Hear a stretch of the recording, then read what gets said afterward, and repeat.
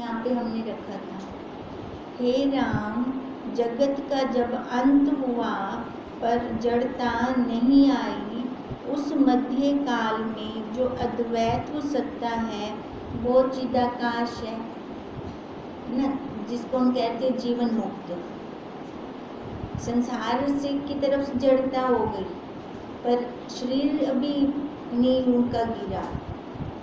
Bell, फूल, फल, गुच्छे और वृक्ष जिसके आश्रय से बढ़ते हैं वह चिदाकाश है। पानी तो जड़ में देते हैं, है ना, ग्रोथ सभी की होती है। रूप, अवलोक, मनस्कार, इन तीनों का जहाँ अभाव है ऐसी शुद्ध संबित ही चिदाकाश है। कहते हैं जिसकी दृष्टि रूप पर नहीं रहती। राजा जनक के दरबार में अष्टावक्र जी को जब बुलाया गया था तो वो उनको देखकर सारे हंस रहे थे, है ना। तब उन्होंने क्या बोला था, चमार बैठे हैं सारे यहाँ पर, क्योंकि उनकी दृष्टि कैसे है, चमारों की दृष्टि है ना, आकार पे दृष्टि जा रही थी। अब कहते हैं जिनकी दृष्टि आकार से हट गई, रूप, मनस्कार और क्या कह रही हैं, अवलोक, मनस्कार और रूप, इन तीनों का जहाँ अभाव है, मतलब जहाँ से इसकी दृष्टि जिनकी हट गई, ऐसी शुद्ध संबित ही चिदाकाश है। पृथ्वी, पर्वत और नदी आदि सब का जो आश्रय है वह चिदाकाश है। किसके सहारे से खड़े हैं, है ना। अब देखो पृथ्वी हम स्पेस से देखते हैं तो गोल है, गोल पृथ्वी के अंदर सागर कितने सारे हैं, फिर उनका पानी क्यों नहीं नीचे बहना चाहिए या ऊपर जाना चाहिए, कहीं तो जाए, पर कहीं नहीं जाता। उसके अंदर किसने टिका रखा है ये पानी, है ना, नहीं तो बह जाए ना। टिका, पृथ्वी जब गोल है तो गोल के अंदर पानी कैसे खड़ा हो सकता है। इन सब का जो आश्रय है वो चिदाकाश है। दृष्टा, दृश्य, दर्शन, ये तीनों जिससे उपजे हैं और फिर जिसमें लीन होते हैं वह अधिष्ठान सत्ता ही चिदाकाश है। अब ये चिदाकाश का उदाहरण दे रहे हैं। उन्होंने कहा ना वो चिदाकाश कैसा है, उसका रूप क्या है। अब ये चिदाकाश का उदाहरण दे रहे हैं। जो त्रिपुटी है, जितनी भी त्रिपुटी हैं, अब वो त्रिपुटियाँ कहाँ हैं, शरीर के अंदर है, उस आत्मा में तो नहीं है। और वो त्रिपुटियाँ लय कहाँ हो जाती हैं, उसी के अंदर लय हो जाती हैं। वही चिदाकाश है जिससे सब उपजते हैं, जो यह सब है और जिसमें सब है। ऐसा सर्व आत्मा चिदाकाश है। अर्धरात्रि को उठने पर इंद्रियों की चपलता का विषय से अभाव होता है। आधी रात को नींद खुल जाए, ठीक है, अब जाना है वॉशरूम जाना है ना, चप्पल भी नहीं डाली जाती। इंद्रियों के विषयों का अभाव हो जाता है ना, क्योंकि इंद्रियां कहाँ आ जाती हैं, अपने स्वरूप के अंदर आ जाती हैं जब हम सो जाते हैं। तो उस काल में जो शांत सत्ता होती है वह चिदाकाश है। हे राम, जिस संबित में स्वप्न की सृष्टि जगती है और फिर जागृत भासती है, और दोनों के करने वालों में जो होता है वही चिदाकाश है। स्वप्न में भी और जागृत में भी, ये दोनों को बता रहा है। और तो और जो सुषुप्ति में भी बताता है हमें, है ना। सुषुप्ति में एकदम घोर निद्रा होती है। उस घोर निद्रा के अंदर हमें कुछ नहीं पता चलता कहाँ पड़ा है हमारा शरीर, पर बाद में बताता है। या तो बहुत अच्छी नींद आई या किसी ने काट लिया तो बाद में दर्द हो रहा है उसका, तो किसने बताया, वो तो नहीं सोया, वो तो वैसे का वैसे ही था, उसने बताया। कहते वही चिदाकाश है। जैसा पूर्ण होता है वैसा ही जगत में भासित होता है। वही दृष्टा, दर्शन, दृश्य होकर भासता है दूसरा कुछ नहीं। हर एक के फुने अलग अलग, किसी का फुना एक जैसा नहीं। अब कहते हर एक को सत्ता दे रहे हैं, वो सभी चल रहे हैं उसकी सत्ता से। तो कहते जो सबको चला रहा है वही चिदाकाश। चिदाकाश मतलब वही सत्ता, वही अधिष्ठान। आत्म रूपी सूत्र में असत्य सत्य जगत रूपी मणि पिरोए हुए हैं, जिसके आश्रय से इनका फूटना होता है। अज्ञान काल में भी वही, ज्ञान और अज्ञान दोनों में वही है ना। अब ज्ञान काल में भी अगर कोई फूटना होता है तो मैं जान रही हूँ मेरे मन में क्या भाव आ रहा है, किसकी सत्ता से आ रहा है, उसी की सत्ता से। और अज्ञान काल में भी फूटना होता था, है ना, भले नहीं पता था कि किसकी सत्ता से हो रहा है, पर ये तो कहते थे ना मेरे मन में ये हो रहा है, आज मैं ये बनाऊं, आज ये लेकर आऊं, पर वो नहीं पता होता था होता किसकी सत्ता से। अधिष्ठान दोनों का वही है, वही चिदाकाश है हे राम, जिसके आश्रय से एक निमेष में जगत उपजता है और उन्मेष में लीन हो जाता है। संसारियों से पूछो, बहुत दुखी हूँ मैं, बहुत दुखी हूँ। ठीक है, किसकी सत्ता से बोल रही है, उसी की सत्ता से। और ज्ञानियों से पूछो, मुझसे जैसा आनंद में कोई हो ही नहीं सकता, वो किसकी सत्ता से बोल रही है, वो भी उसकी सत्ता से बोल रहे हैं। पर ज्ञानियों को पता होता है कि वही उसके साथ उनकी एकता होती है, और अज्ञानियों की एकता शरीर से होती है ना। अब शरीर में तो सुख है नहीं, पूर्णता में सुख होता है, शरीर ये पूर्ण नहीं है, तो यहाँ पे सुख कैसे मिले उनको, आनंद कैसे मिले। कहते हैं जिसके अंदर ये दोनों उपज रही हैं, ज्ञान अज्ञान में, वही मैं हूँ। ऐसा जो जीव अधिष्ठान सत्ता है उसी को ही चिदाकाश जानो। यह सब जगत मिथ्या और भ्रांति से भासता है। बार बार ये कह रही कि ये स्वप्न है, स्वप्न है, स्वप्न है। ये बार बार ऐसे क्यों बोल रही है कि हमारी दृढ़ता वहाँ बैठ जाए, क्योंकि हम इन आँखों से देख रहे हैं, बचपन से देखते आ रहे हैं। बचपन से हमने इनको स्वप्न नहीं जाना, बचपन से हमने इनको झूठा नहीं जानना, बचपन से हमने इनको मतलब सत्य मानना है। जो मेरी आँखों से दिख रहा है वो मैं सत्य मान रही हूँ, ठीक है। नहीं तो हम कहते मैंने अपनी आँखों से देखा है जी, फिर इंद्रियों की गवाही देना शुरू कर देते हैं, मैंने अपने कानों से सुना है, वो ऐसा कह रहे थे मेरे बारे में। फिर यहाँ पे गुरुदेव कहते हैं अरे तू, तेरी इंद्रियाँ झूठी, तू झूठी, है ना, तो फिर वो सत्य कैसे हो सकता है। अब हम जिनकी गवाही दे रहे हैं वो सत्य है क्या, नहीं है ना। जैसा कारण होगा कार्य भी वैसा ही होगा। जब ये असत्य है तो इसका कहा हुआ या इससे सुना हुआ वो भी असत्य होगा। कहते हैं जो सबको सत्ता दे रहा है वही अधिष्ठान है, वही चिदाकाश है। यह सब जगत मिथ्या है और भ्रांति से मेरे को अब तक ये सत्य लग रहा था। अब बुद्धि में दृढ़ता है कि ये सारा मिथ्या है, जितना मैं देख रही हूँ ये सारा मिथ्या है, मिथ्या है, मिथ्या है। ये जब तक दृढ़ता नहीं होती ना, हमें ये जगत सच्चा लगेगा, हम यहाँ से उठ नहीं सकते। जैसा मरुस्थल की नदी भासती है, जैसे मरुस्थल की नदी भासती है, मरुस्थल में नदी होती है नहीं होती, वो मृग तृष्णा का जल ना होते हुए भी दिख रहा है, ऐसे ना होता ये जगत हमें दिख रहा है।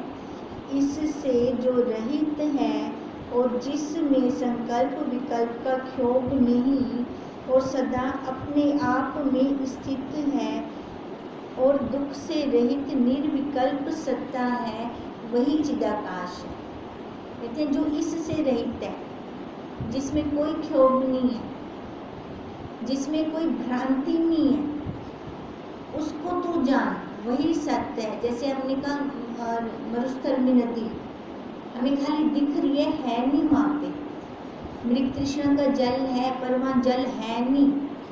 एक बार मैं देख के आई, दूर से बैठी हूँ पेड़ के नीचे, वहाँ मेरे को प्यास लगी है, वहाँ मेरे को नदी दिख रही है। मैं प्यास बुझाने के लिए उठ के गई, वहाँ पे वो नदी नहीं थी।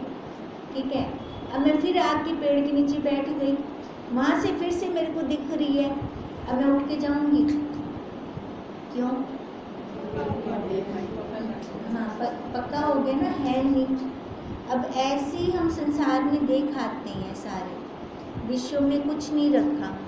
ठीक है, पर फिर जब हम अपने स्वरूप में आकर बैठ जाते हैं उस टाइम तो ठीक है, फिर जब कुछ ऐसा कुछ विषय आ जाता है फिर हम क्यों चले जाते हैं?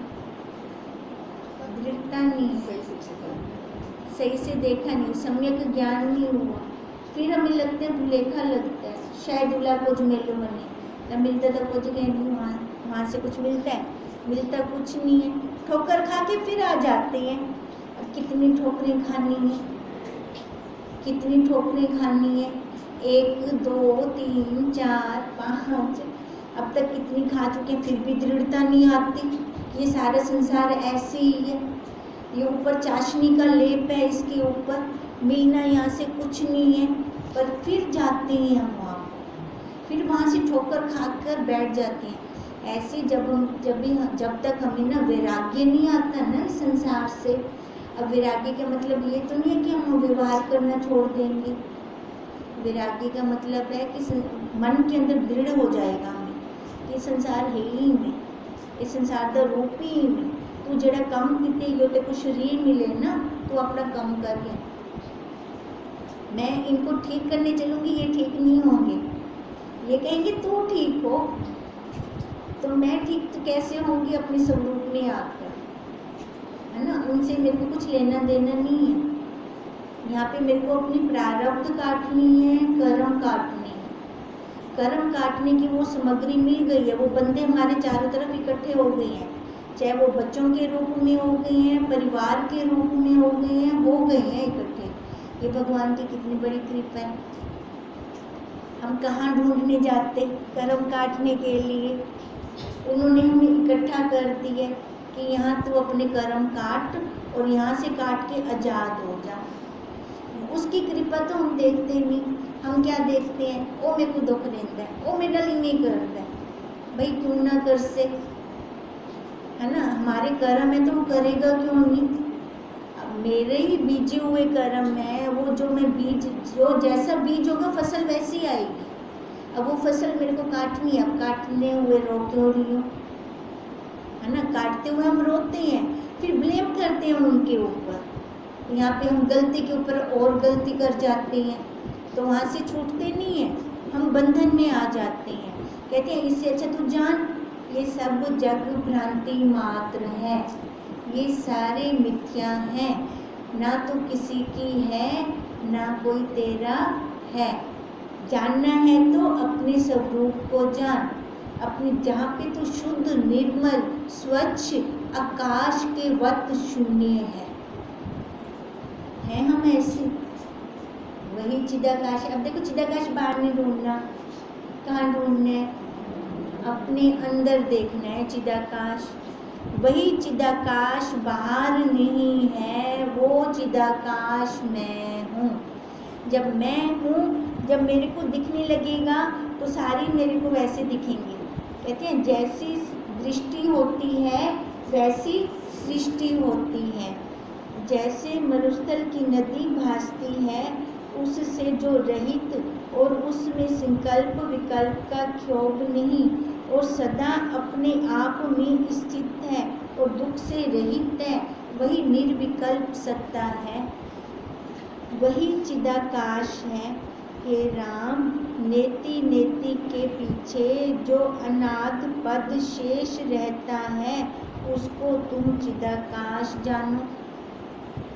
वेदों की नेति का शेष, वस्तु की उपलब्धि सो, है ना? जहाँ नेति नेति नेति करके जो बच जाता है वही है, वस्तु की उपलब्धि है। और वस्तु की उपलब्धि, अब नेति नेति मैंने कहाँ करना है? माँ नहीं हूँ, पत्नी नहीं हूँ, बहन नहीं हूँ, भाई नहीं हूँ, नानी नहीं हूँ, दादी नहीं हूँ, चाची नहीं हूँ, जितनी उपाधियाँ ओढ़ी हैं ना, सबको नेति नेति नेति करना है। अब नेति नेति नेति करने के बाद ये आकार भी नहीं, आकार के सहित है ये सारी उपाधियाँ। ठीक है, जब सारा नेति नेति कर दिया फिर क्या बचा? वही अपना स्वरूप। वही कहते हैं, हे राम नेति नेति के पीछे जो अनाद पद शेष रहता है उसको तुम चिदाकाश जानो।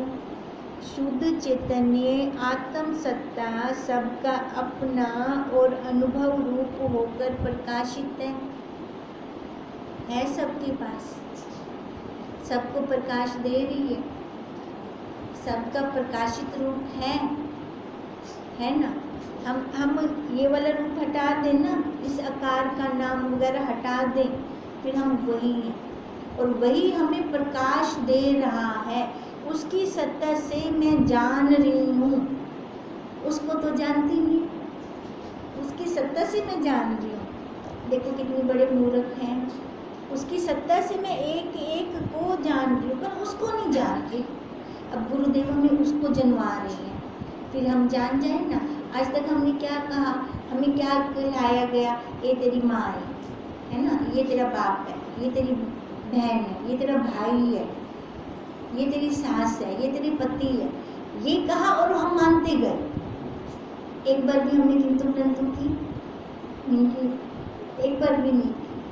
अब जब हमें इधर जन्माने लगते हैं तो हम यहाँ किंतु परंतु, तू ब्रह्म है, मैं ब्रह्म क्यों दे सकती हूँ, है ना? तो परमात्मा है, मैं वो परमात्मा कैसे हो सकती हूँ? मैं नहीं हो सकती। फिर वो मैं बाहर ढूंढने जाती हूँ, क्योंकि वो हमें, अब गुरुदेव हमें जनवा रही हैं, वो चिदाकाश तू है, वो तू स्वयं है चिदाकाश। तो उसकी खोज के लिए हमें कितने यत्न करने पड़ रहे हैं, यत्नों के साथ वो हमें युक्तियाँ कितनी दे रही हैं। नहीं तो एक बार में कह देते तो वही है, तो वही चिदाकाश है, इतनी उनको युक्तियाँ देने की क्या ज़रूरत थी? पर उनको पता था कल का इंसान ऐसा ही होगा, इतनी जल्दी जल्दी मानने वाला नहीं होगा, तभी वो युक्तियाँ दे रही हैं कि वही तो है। कोई एक तो बैठ जाएगी दिमाग में, कोई एक तो टिक जाएगी अंदर।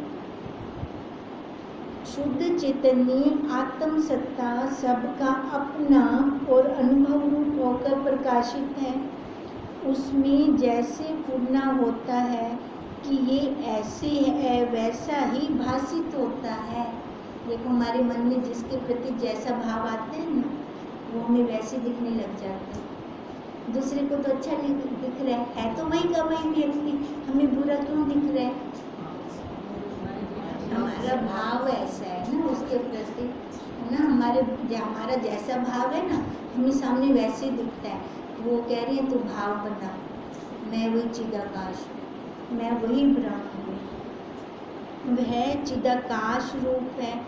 इससे शुद्ध आत्म सत्ता ही फूलने से जगत रूप होकर प्रकट होती है।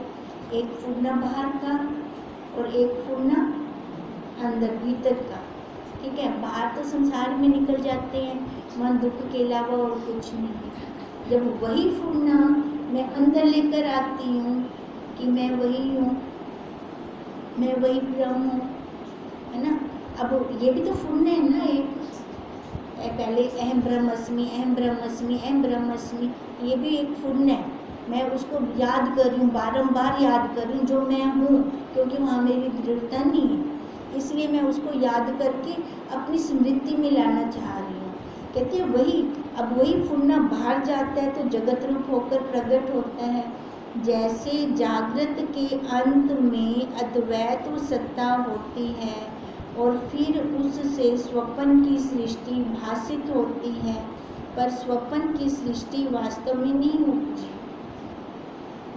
जागृत के अंत में जब नींद आने लगती है हमें, तो देखो कुछ मन के अंदर फूलना होता है, जब हमें नींद आनी शुरू हो जाती है, सारे लय हो जाते हैं, अपने अंदर ही लय हो जाते हैं ना, तो तब हमें कुछ नहीं पता चल रहा होता।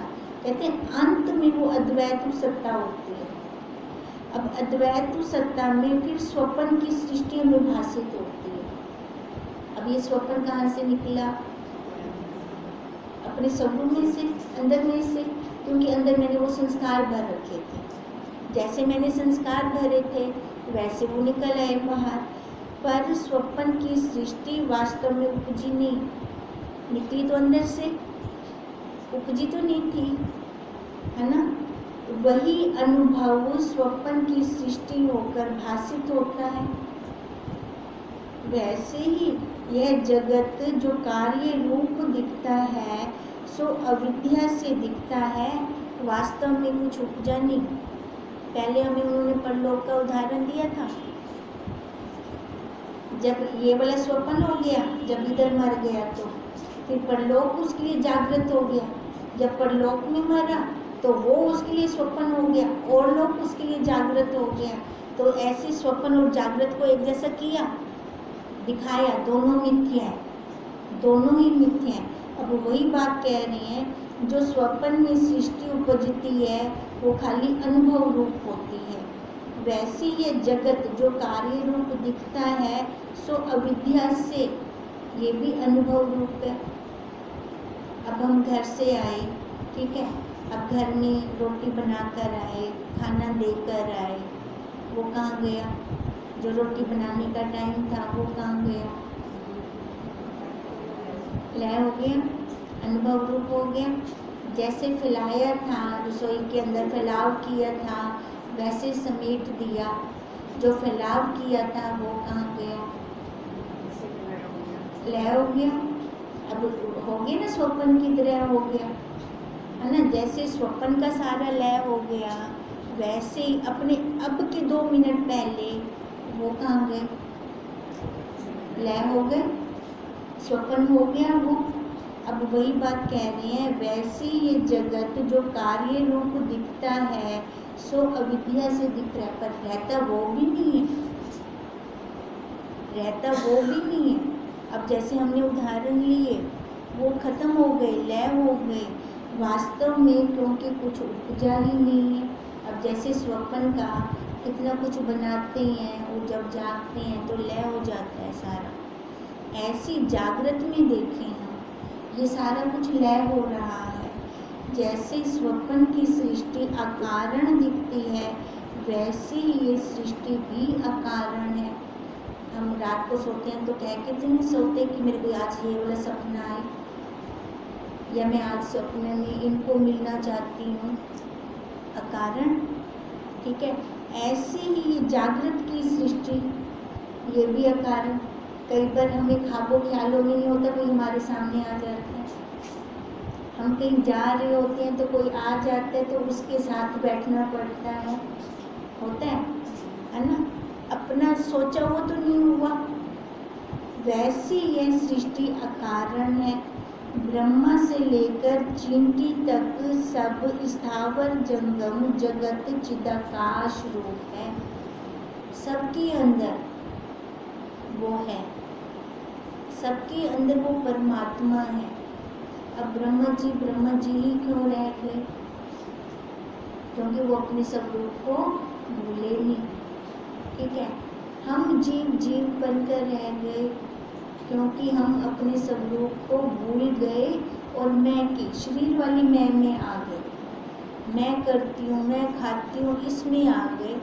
कहते हैं नहीं तो चींटी के अंदर भी वो है, वो परमात्मा है। चींटी के आगे उंगली रख दो, अपनी डायरेक्शन बदल लेगी। उसकी आंखें आज तक मेरे को तो दिखी नहीं, दिखती ही नहीं है।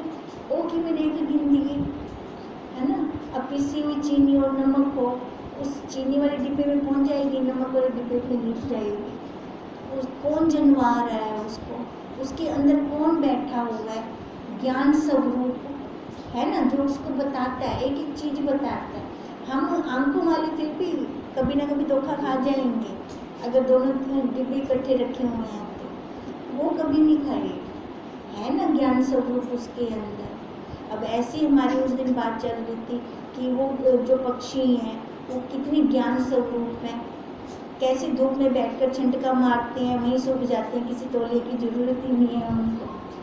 यहाँ पे हम देखो रगड़ते रहेंगे, सबके अंदर है। वही बात कह रही है, चींटी से ब्रह्म तक वही चिदाकाश रूप है, कुछ उत्पन्न नहीं हुआ, और जो दूसरा कुछ ना हुआ तो कारण कार्य भी कुछ ना हुआ। पहले ही उन्होंने बोला जैसा कारण होता है वैसा ही कार्य होता है। कहते जब कारण ही कहनी तो कार्य क्या होगा, है ना। अब जैसे सोना अंगूठी है तो कारण सोना है इसका, लेकिन जब कारण ही नहीं है कोई तो कार्य क्या कहूँ मैं, क्या है। कारण कोई दिखने वाला हो, कोई वस्तु दिखने वाली हो तो हम माने कि उसका ये कार्य जगत उसका है जो हमें दिख रहा है आंखों से। हे राम, ना कोई दृष्टा है, ना कोई दृश्य है, ना भोक्ता है और ना भोग है, सब कल्पना मात्र। हम अपने कल्पना में ही दुखी हो रहे हैं। हमें किसी के अंदर इतना हिम्मत नहीं है कि हमें दुखी कर सके, वो इतना दम कोई नहीं रखता कि हमें दुखी कर सके। हम स्वयं दुखी होते हैं। क्यों होते हैं? अपने आप को मान लेते हैं, है ना। अब किसी ने कुछ कहा तो पहले मैंने वो बोली उपाधि ओढ़ी, जो उस उपाधि का संबंध होगा वो मैंने मान लिया। ना मान, इसलिए उसने तेरे को जबरदस्ती थोड़ी किया, अगला बोल के चुप होके चला जाएगा। अब मान लेते हैं तभी तो हम दुखी होते हैं। कहते हैं कल्पना में हम दुखी हो रहे हैं, वास्तव में मैं हूँ नहीं, वो वास्तव में मैं नहीं हूँ। वास्तव में मैं क्या हूँ? मैं साक्षी हूँ, मैं चिदाकाश हूँ, मैं वो ब्रह्म हूँ, है ना। वास्तव में मैं वही हूँ। तो फिर हम छोटे से हैं तो बड़े से छोटा क्यों बन जाते हैं? बड़े से छोटा बनते हैं तभी तो दुख होता है ना हमें, क्योंकि हम अपने स्वरूप को भूल जाते हैं।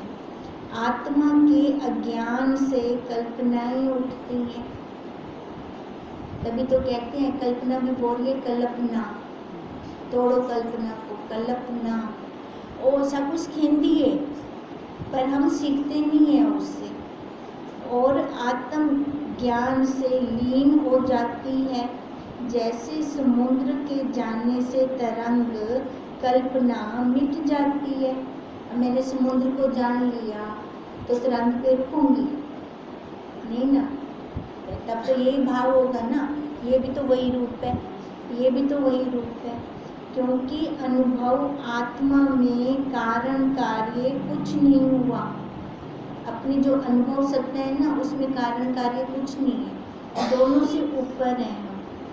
जो तुम कहो कि कारण कार्य क्यों भाषित होते हैं, तो जैसे इंद्रजाल की बाजी में नाना प्रकार के पदार्थ दिखते हैं परंतु वास्तव में कुछ नहीं, वैसे ही ये जगत कारण कार्य कुछ बना नहीं।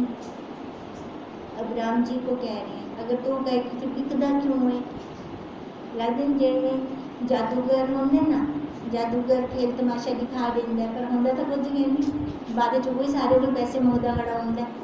पहले बहुत सारे नोट निकाल के दे देगा, फिर जब तू नोट निकाल सकते तो मांगता क्यों है, पर मांग रहा होते ना बाद में पैसे। कहते ऐसे ही है ये संसार सारा, ये माया का पसारा है सारा। तो तू समझ, अब उसको तो हम समझ आते हैं कि ये जादूगर है, तो ऐसे समझ ये माया जादूगर नहीं है, ये उसी का पसारा है, वास्तव में कुछ बना नहीं। जैसे स्वप्न में अपना अनुभव ही नगर रूप होकर दिखता है, वैसे ही ये जगत दिखता है। जन्मों जन्मों के संस्कार है हमारे अंदर, है ना। संस्कार किसके? इसी जगत की। कहते स्वप्न में जो तू नगर लेके आती है, अब नगर भी तो वो संस्कार मेरे अंदर होते हैं ना। अगर मान लो मैं कहीं गई हूँ, है ना, मैं आकर अपने घर आकर सोती हूँ, अब 2-4 दिन में कहीं लगा आई तो वो मेरे स्वप्न में निकल के आ रहा है, तो इसका क्या मतलब है? 2-4 दिन के वो संस्कार मेरे अंदर जमा हो गए, वो जमा हो गए, वो निकले मेरे बाहर। अब कहते हैं ये जो तेरे को जगत दिख रहा है ये तेरे जन्मों जन्मों के संस्कार है, तभी तो इसको तू सत्य मानी बैठी है, इसको तो मान ही नहीं रही थी, मिथ्या है। अभी 2-4 दिन कहीं गई तो उसके संस्कार मैंने स्वप्न में देखे। अब ये जन्मों जन्मों से मैं इस जगत में आ रही हूँ, इस जगत में आने के वो संस्कार। अब कहते हैं शरीर का अंत हो जाता है पर उसका मन अंत नहीं होता, सूक्ष्म का, ठीक है, प्रांत काल नहीं आ रहा। तो इसका मतलब वो जो जा रहा है संस्कारों के साथ जा रहा है, संस्कारों के साथ जा रहे हैं ना। अब संस्कार उसके यही राग द्वेष के, संसार के, जगत के, जब उसके संस्कार ही नहीं खत्म हो रहे, मूड वापस किसी और आकार में आ रहा है, तो उस आकार के भी संस्कार होंगे ना। वो जगत जो सा उसको जगत मिलेगा वो संस्कार। अब ऐसे करते करते करते वो 10-20 जन्म ले तो देखो संस्कार कितने ज़्यादा होंगे उसके अंदर। अब उन संस्कारों से वो एक जन्म में कैसे मान ले कि ये मिथ्या है, उसकी दृढ़ता चाहिए, उसकी अपनी दृढ़ता चाहिए। अपनी दृढ़ता से वो मान सकता है। जैसे हम कहते हैं ना, बच्चे का अपना क्वेश्चन होगा तो उसको आंसर समझ में आएगा। ऐसे अगर ये मेरा अपना प्रश्न होगा कि ये मेरा लास्ट जन्म है, तो वो उसको अच्छे से कैच करूँगी मैं, उसको मैं अच्छे से लूँगी। वास्तव में जैसे अब गुरुदेव कह रहे हैं ना, हर जन्म में मैं संसार वालों की मानती आई हूँ, जैसे उन्होंने मनवाया मैं मान गई। अब एक बार मैं अपने गुरुदेव की मान लूँ, वो कह रही है जगत मिथ्या है, वहाँ मैं अपनी बुद्धि ना लगाऊँ, वहाँ मैं किंतु परंतु ना करूँ। एक बार मैं ऐसे मान लो कि ये जन्म मैंने उनको समर्पित कर दिया। एक बार ऐसे देख लेती हूँ क्या घाटा है, घाटा है। आज तक संसार वालों को अपना समर्पित किया हमने जन्म, क्या मिला हमें वहाँ से? मिला कुछ नहीं मिला। अब अगर ये जन्म मैं अपने गुरुदेव को समर्पित कर देती हूँ, चाहे शंका बेस पे करूँ तो सही, देखती हूँ क्या मिलता है, इससे ही कर देती हूँ। लाभे नफ़े बेचा में घाटा नहीं है, फिर भी मेरे को फिर भी फायदा है। मेरे को फायदा यही होगा कि संसार में मिथ्या, जैसे गुरुदेव कह रहे हैं ये मिथ्या है, ये भ्रांति है, ये झूठा है ना, यही बुद्धि में मैं दृढ़ उनके कहे अनुसार कर लेती हूँ, ये झूठा है, ये मिथ्या है। फायदा ही होगा वहाँ से, क्योंकि वास्तव में है भी तो झूठ ये सारा।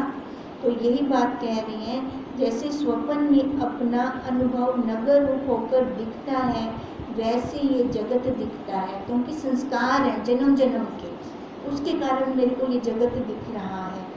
हे राम, आत्म सत्ता ही पुण्य से जगत की न्याय भासती है। अब वो स्वप्न कहाँ से निकाला मैंने? अपनी सत्ता से निकाला ना, वहाँ से। अब कहते हैं ये जगत भी अपनी है, तो पीछे अधिष्ठान वही। हम बार बार कहते हैं ज्ञान में भी वही है, अज्ञान में भी वही है, दोनों में वही है। जिसका हम उदाहरण भी लेते हैं, प्रेस जो करंट है, कपड़ा जलाएगी भी और कपड़ा इस्त्री भी करेगी, संवारेगी भी। करंट है ना उसके पीछे, तभी हो रहा है ना। बिना करंट के प्रेस ना कपड़ा संवारेगी ना जलाएगी। ऐसे हमारे पीछे वो जो करंट है, वो जो सत्ता है, उसी की सत्ता से ज्ञान भी है हमें और अज्ञान भी है। उसके कारण आत्म सत्ता ही फुरने से जगत, अब फुरना मेरा वो संस्कार, जगत वाले संस्कार, तो ये जगत भाषा, जिस जगत को इदम रूप कहते हैं, यह अहम रूप है। कहते हैं जिस जगत को इदम रूप कहते हैं। अब इदम रूप मतलब यह करके कहते हैं ना, कहते ये मेरा अहंकार है। मैं बाहर क्यों कह रही हूँ जगत? जगत कहाँ है बताओ, उंगली निर्देश करके बताओ। जगत है मन में है ना, अंदर है ना। कहते हैं ये तेरा अहंकार है, इदम रूप तो है ही नहीं जगत। जगत तो तेरे मन के अंदर है। अब एक साधु सन्यासी घर से तंग होकर साधु बन जाता है, जंगलों में चला जाता है, वहाँ बैठकर उसको घर परिवार की याद आ रही है। बताओ उसने अपने परिवार को छोड़ा? चाहे वो जंगलों में भी जा बैठा, छोड़ा? नाल गिरी गए। नाल कैसे गए हैं? मन से गए हैं ना। तो कहते हैं वो इदम बाहर नहीं है, वो इदम इधर है। अंदर है वो, वही अहम रूप है। जिसको समुद्र कहते हैं वह भी अहंकार रूप है। अब ये पूरा संसार कहते हैं समुद्र है। भव सागर से पार उतार दो, कौन उतार दे? कौन उतारे भव सागर से पार? हमारा खुद का पुरुषार्थ, हमारा स्वयं का पुरुषार्थ होगा, तभी हम यहाँ से बाहर निकल सकते हैं। कहते हैं ये भी अहंकार रूप है। समुद्र कहाँ है? तेरे अंदर है वो सारा समुद्र। तूने संस्कारों को अंदर बना रखा है, वो संस्कार तेरे खत्म नहीं हो रहे। जैसे तेरे संस्कार वैसा तेरा संसार। तो वो संसार मेरे को बहुत दुख देते हैं, हे भगवान मेरे को इस दुनिया में क्यों लाए, है ना? दुख देने के लिए अकेली मैं ही लगी हूँ, तो अब या कोई ना लगे है। बताओ हम कैसे कैसे उलाहना देते हैं उसको। अब कोई हमें दुखी तो कर ही नहीं सकता। मैं अपने दुख से खुद दुखी हूँ, फिर उसको हम क्या कहते हैं? दुखी आत्मा, यही बोलते हैं, है ना? जबकि हम क्या हैं? सत्य चित्त आनंद रूप। अब सत्य चित्त आनंद रूप होते हुए भी दुखी आत्मा बन के बैठ गई हैं, क्योंकि हर पल दुख ही दुख निकालते रहते हैं। यहाँ से ऊपर ही नहीं उठते हैं। ऊपर उठने का पुरुषार्थ यही है कि अपने संस्कारों को बदलें, संसार वाले संस्कार को छोड़कर ये वाले संस्कार भरें। अब ये जितना भरेंगे ये वाले संस्कार, वो अपने आप हटते जाएंगे, वो डिब्बे में से निकलते जाएंगे, नए संस्कार आते जाएंगे। ओम तम नमामि